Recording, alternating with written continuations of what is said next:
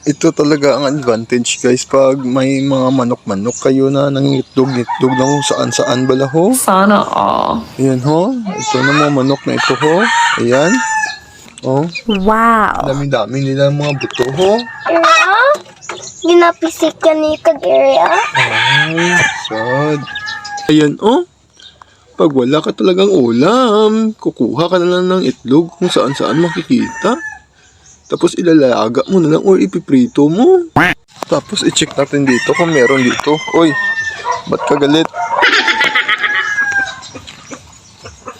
Aba, ang dami sumunod sa atin ng mga manok ho.